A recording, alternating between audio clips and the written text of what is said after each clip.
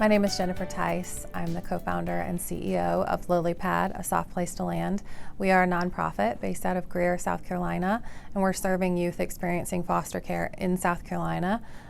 Specifically, we're putting rooms, living room type spaces into Department of Social Service offices for the children that are coming into foster care or spending time in the office for whatever reason, whether that's meeting with an attorney, case manager, or if their placement in their foster home has been disrupted. Whatever reason they're there, they have a space, a safe spot dedicated to them with monitoring system and activities and things to meet their emotional needs and their physical needs. Next year, we will have been foster parents, my husband and I, for 12 years here in the Upstate.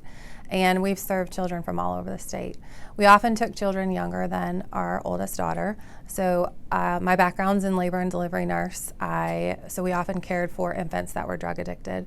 And we were taking care of a little girl that we had had in our home for quite some time. And we were coming up on the 10-year mark of being foster parents. And we were deciding if we were going to continue being foster parents or close our home, but we couldn't turn away from the need. We wanted to continue helping. We reached out to our licensing department and just said, listen, if there's a child that's going to be in the office and you are having difficulty finding placement, let us know and they can come stay here for the weekend. We can't provide long-term care, but that room is open. I don't want them spending the night in the office or in a hotel. And that very first weekend, of course, there was a teenager that needed a place, and her name was Ashlyn. She was 15 years old. Ashlyn had been in and out of foster care since the age of 3, and she had survived neglect in her biological family. Hearing her story, it's not that we at all thought that we were going to be her saviors by keeping her in our home, but that in that moment we said, well, this stops here. We're not going to have her go to another foster home or a group home.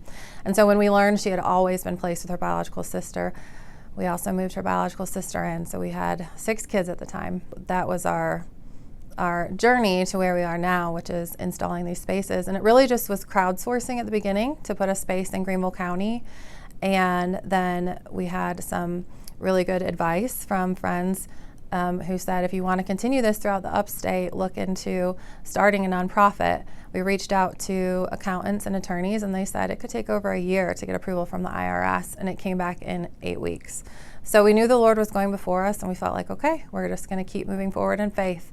And that was March of 22, and we now are installing the 20th LilyPad this upcoming weekend. And our goal is to have one in every Department of Social Service office in South Carolina by the end of 2027. And we've had 20 states reach out wanting this as well. There's nothing like it in the United States.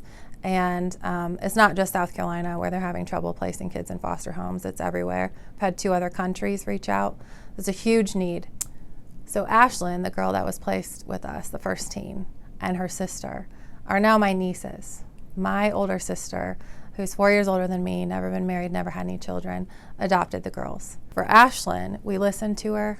We responded to a need. We said we want to make a change, and we're doing it. My husband and I were meeting with Director Leach, who's over the whole state for Department of Social Services, and he said, everyone comes to me for numbers of impact and wants me to quantify things, and he said, it's hard to do with a room, with an environment.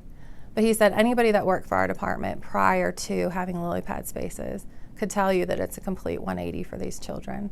It's the right thing to do. It's the way they should be treated. That's exactly what he said. We had children coming through our home as foster children that said, we spent time in the LilyPad before we came to you. And that was just like, before we were hearing that they were staying overnight in hotels or sleeping on the ground in an office, and to know that they at least had a comfortable bed.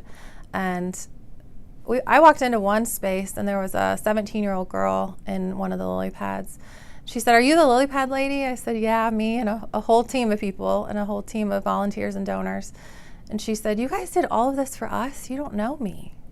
And that was just so, it just really hit home that these kids just aren't used to unconditional love. We want these kids to know that those spaces will be there. And so the goal is to have one in every county by the end of 2027. So every child in South Carolina experiencing foster care knows, no matter what office they get moved to, because they often do get moved out of their county, there will be a lily pad space there for them. And it's reducing trauma to a very traumatic situation.